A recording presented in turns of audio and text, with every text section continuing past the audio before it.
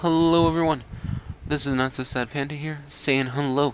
Welcome to Ratchet Clank into the Nexus.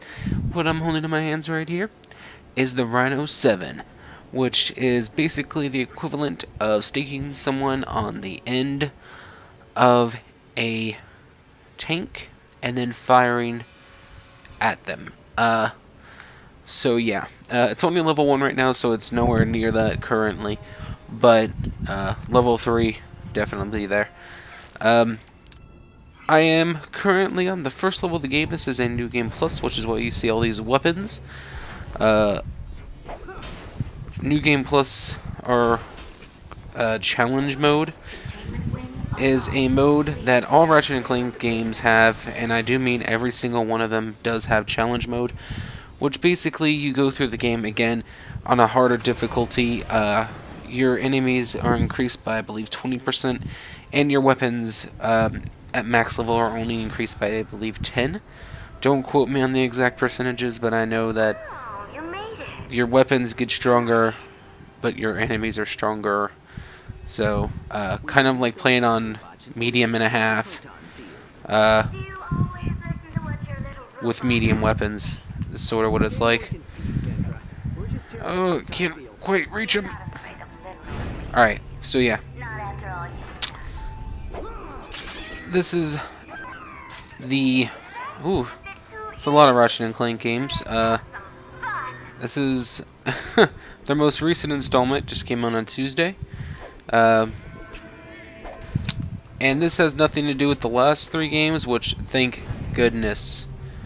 Because the last 3 I personally thought were, I guess horrible? Would be my word. They weren't bad games. It's just that when I expect a Ratchet and Clank game, I expect like this, or Tools of Destruction, or going commando and things like that. And I don't expect All for One with having to work with teammates or something else to that extent. That's not what I imagine. I imagine this. And yes, this is a semi-disappointing game. Go through the good stuff, go through some of the changes. As you can see, we are in a zero-gravity place. They said this was a new feature. This is not really a new feature, because you can't move around when it's zero-gravity. And I don't see how... Zero-gravity is not different from water. Not really, anyways. Obviously, water you get wet, but zero-gravity you do not get wet. But yeah, not really a new feature. They made it sound like, oh yeah, you're gonna go through levels that have zero gravity. Yeah, zero gravity, but you still need magnet boots to get everywhere, and it's no different, even if it was zero gravity, as if you were in water, because things do float, things do sink, blah blah blah. So yeah, that is one new thing. I would not put that as a feature they chose to. This is kind of a semi-spoiler coming up. This does introduce you to seeing one of the main villains. This is another main villain, but these two are not the top villains. They are identical twins, though. And you've basically come to break her out of prison. So we're going to skip it because I already know that. And I don't want to spoil it for people other than that small little bit of story. Which, is very, influential, I guess, or what I would consider. But yeah, this is what they're talking about, the zero gravity. And this, and the last level, is the only level you honestly run into this. Also, another new feature is the Nexus, which once again would not really count as a new feature. It is a Clank mini game that's sort of a puzzle.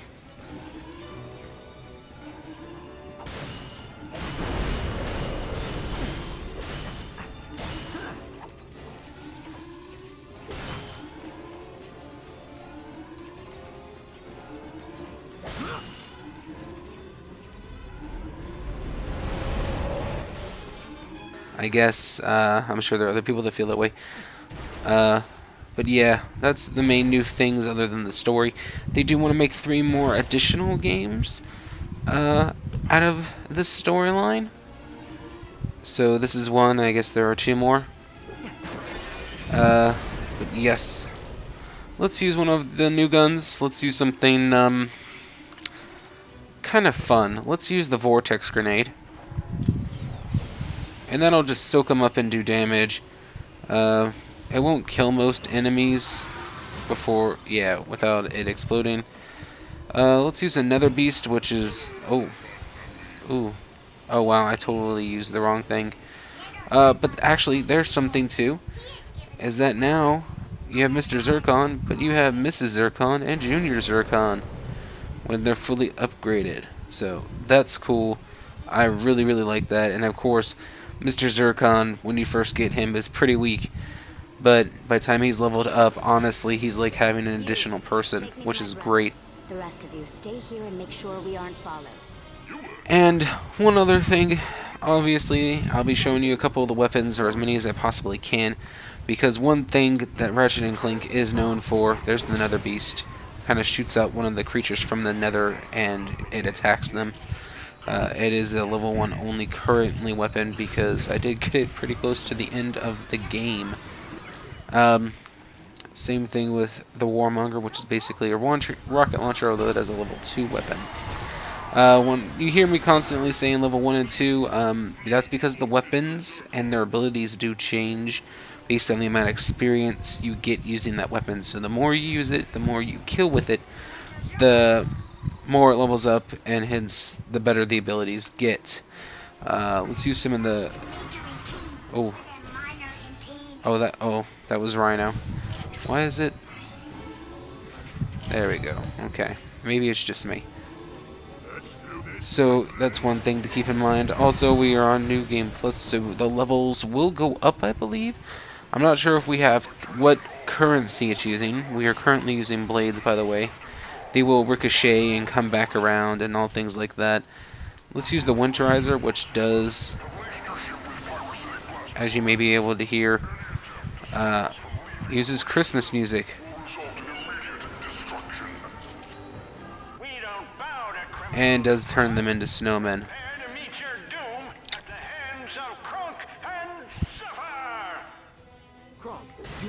So yes, also you see me here collecting bolts, which bolts is the currency in this game. Also you see a bolt multiplier on the big bolt on the top right hand screen, and that is ×2. That means I have killed 2 enemies before taking a hit, and that does multiply the amount of bolts I do have. I believe it goes all the way up to 20, which is a thing. Also, there is armor. I don't think we'll get to an armor vendor, unless of course it lets me access planets. A couple of the Ratchet games have let you actually access planets. Even, let's use the Striker, which is, so Striker's a sniper rifle, but we'll get to use it.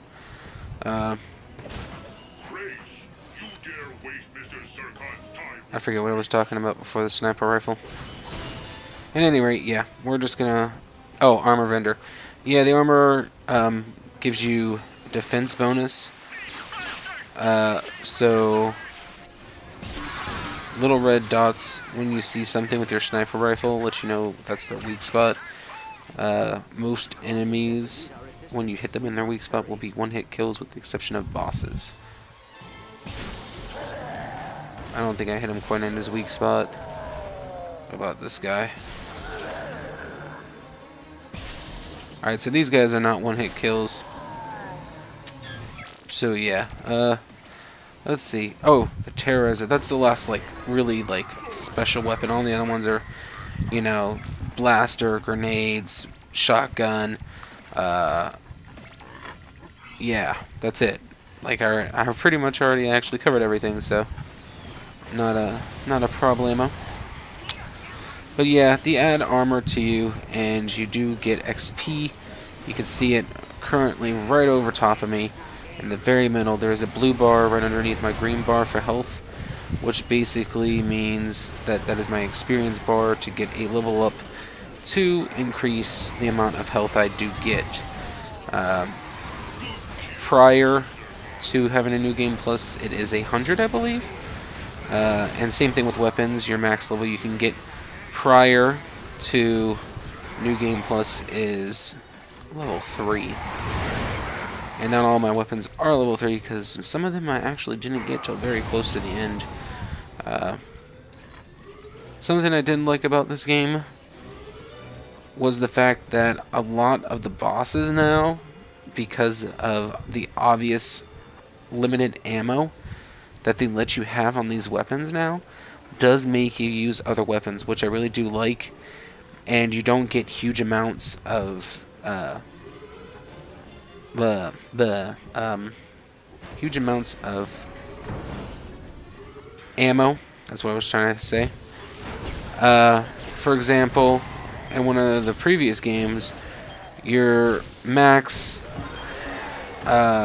blaster ammo was like 300, and you would pick up 100 every time you got more ammo. And I do like that. Wow, I really need to step it up. And every time you would pick it up, you would get another 100. So it was very hard to run out. And also one of those things, because it had so much ammo, that it was fairly easy to level up. And once you have a weapon that's level 3 or 5, which are like the big increases as far as how good the weapon actually is, you really never want it to change. And when your weapons were level 5 on a basic story mode, on at least normal mode, there really is no reason to change the weapons.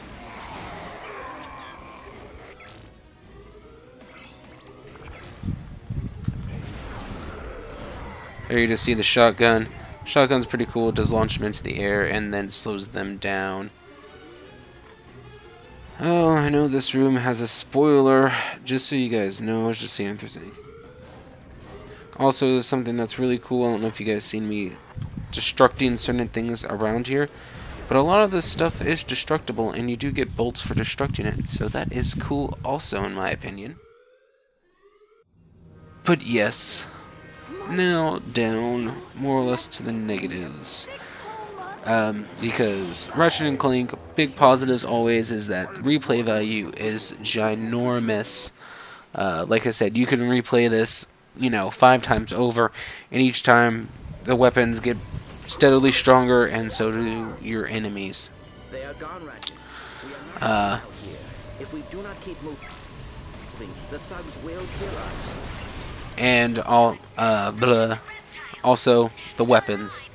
The weapons are awesome. I mean, that's one of the things I personally always loved about Ratchet & Clank, is they always give you these funny little weapons that really make the gameplay fun, I remember, I would think my most favorite, I don't believe that is proper English, but yeah, my most favorite weapon ever is the Groovatron and or the Sheep-O-Matic. And if you don't know what those are, the Groovatron basically makes them dance, which is good for crowd control, and it's also good because it would also damage your enemies. I don't know how it damaged them. I guess from sheer fatigue. I'm not sure. And then the Sheep-O-Matic was always just fun because it kind of did what the Polarizer did, which was, instead of turning them into snowmen and singing a Christmas song or doing the Jingle Bells or whatever, it would turn them into sheep, which was always fun. But yeah, now for some things I don't like about this game, because honestly, I was super excited for this game because it is Ratchet & Clank, super nostalgic for me personally. If they were just like, hey, blah blah blah and blah is new, and this is supposed to be really innovating, and you're not gonna see another game like this or whatever this year, blah blah blah, whatever. I would be like, and they're just like, oh yeah, so it's gonna have a $20 price increase. I'd be like, okay, whatever, take my money. But yeah, no. Does have a $30 price point, which is not bad. Um, it was, I thought it was an I'm sorry price from the previous two games, but apparently it was a, it's more of a here's half a game, and it's half the price. So, oh, what the? I'm not supposed to die there. It's supposed to crash, and yeah. Strange. Yeah, I kind of feel like that's not how they should have went about that. I would have been like, it's only half a game, so we feel like we should only charge you half the normal price because it's not a full AAA. It's a AAA title, but it's not a full AAA game. Instead of doing the vice versa, like, oh, it's half the price because it's half a game. Which I honestly might have reconsidered if I knew a little bit earlier, because I watched, or I shouldn't say I watched, but I glanced upon the stream that Sony was doing with Insomnia Gaming, which is who's pretty much been doing these Ratchet and Clank games forever now. And they've done a really good job. I really like them, but I kind of feel like they stick their foot in their mouth on that one, and I don't believe that that is a rightful reasoning for doing a piss poor job on this. Like, I don't want, piss poor is a bad, once again, bad explanation, but I really do feel like that was poor reasoning for this particular title, because Ratchet and Clank is just, once again, timeless. I'm, one of my first games on the PlayStation 3, or PlayStation 2, and it's one of my last on my PlayStation 3. So, actually, it is my last on my PlayStation 3, because I'll be getting the PlayStation 4 on tomorrow. Today's Wednesday, so whoop whoop. Out of this valley. So yeah, I feel like that was a poor reasoning. And in all reality, it kind of really is half a game for half the price, I guess. So if that's a question, because normally Ratchet and Clank games are 12, 14 hours, or at least that's how long it takes me to get through them, and I do believe that this one was like 6 or 7, so I guess that is pretty much honestly exact math. So good on them, I guess. But I still kind of feel like that was like poor reasoning, but like, hey, we're only gonna charge you 30 because it's only 6 hours, which on some games I would really appreciate, like Nameless. Wow, just lost my train of thought. Nameless military games that honestly, outside of their multiplayer, have no business being on the gaming market. And I feel like $30 would be a fair price with the exception of multiplayer, and I would just charge people the $50 for the season pass, or 60 or whatever it is, to go ahead and play online, and not charge them for all these individual maps and weapons. Be like, hey, it's this for the story, but if you want to play online and get all these maps and all that, just here's $60. It's an additional $60. Just do that instead, or if people don't want the story and just want to do the multiplayer, have that be a downloadable thing for the same 60 or 50. But that's me. That's one of the things that personally confuses me, especially in the video game market. I don't think the Better Business Bureau... Small rant real quick, guys, sorry. The Better Business Bureau steps in with them and doesn't do it well. When they do, which is never. Only because I'm currently in a business ethics class, and some of the crap that the gaming industry does, particularly certain publishers, goes against pretty much everything I've learned in business ethics class, personally. But, I guess when you're making millions and billions, no one really cares. So, I guess that's that. So done ranting, or my quick little rant. But yeah, guess for the $30, it's worth itself. I would maybe reconsider if I knew it was pretty much exactly half the story for half the price, because I associate that length of time period and the weapons and all that with Ratchet and Clank. So, $30 for, a 5-7 hour experience is feeling a little gypped on the Ratchet and Clank side, because once again, like I just said, that is something I associate with the franchise. And I'm just a little disappointed that that is actually the way they decided to handle it. But all in all, I had a good time. The story was fairly good. Didn't have any problems with it, personally. And it was a Ratchet and Clank game for sure. It had the weapons, everything minus the story mode.